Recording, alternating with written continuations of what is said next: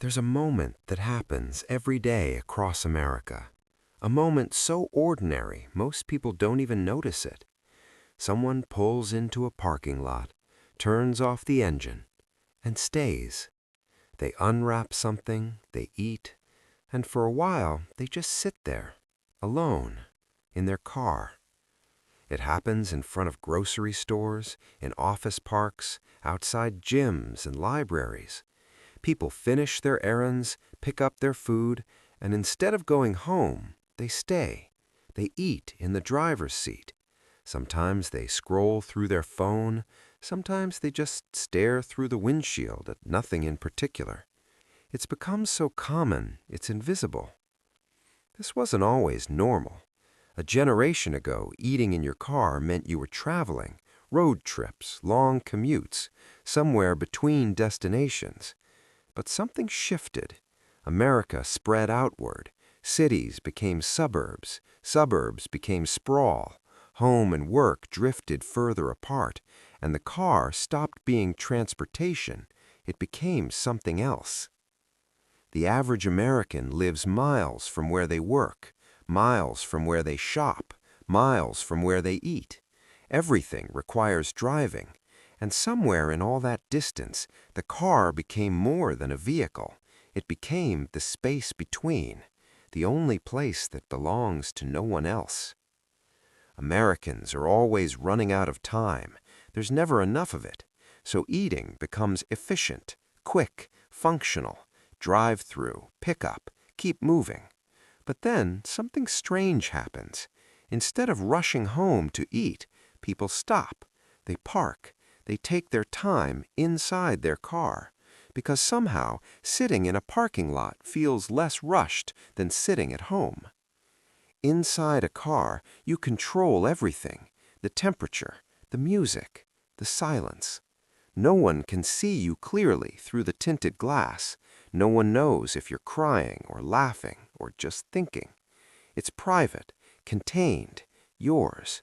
For people who spend their days being needed by others, the car is the only space where no one needs anything. For some people, the car is the only place they can be alone, truly alone. At home, there are children, partners, roommates, obligations. At work, there are colleagues, supervisors, performance. But in the car, parked and still, there's nothing to perform, nothing to explain. Just a few stolen minutes of existing without anyone watching. No one talks about this. No one questions it. It's just what people do. Eating in the car, taking calls in the car, sitting in the car before going inside. It became normal so gradually that no one remembers when it started, and now it's woven into the fabric of American daily life, invisible, ordinary, expected. Something shifted in the way Americans lived. The boundaries blurred. Home stopped feeling like a place to rest. Work stopped staying at work. Every space became shared, compromised, negotiated, except the car. The car stayed simple, neutral, a space with no history and no expectations, just a seat, a door that locks, and enough room for one. In another time, people sought solitude in different ways: long walks, closed doors, churches, libraries, quiet rooms. But America's landscape changed. Space became scarce, privacy became negotiated, and for millions of people, the most accessible sanctuary became the one they already owned: 4 wheels, 4 doors, and a lock that only they control. Most people who eat in their cars don't think of it as a choice. It's just convenient, practical, easier than going somewhere else. But watch them.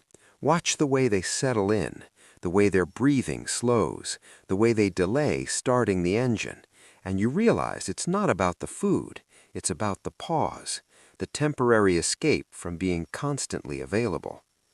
Across America, right now, thousands of people are sitting in parked cars, eating, thinking, hiding, resting, existing in the only space that asks nothing of them. It's become so normal we barely see it anymore. But if you pay attention, you notice something. This isn't about cars. It's about what happens when a culture forgets to make room for stillness, and people have to create it wherever they can.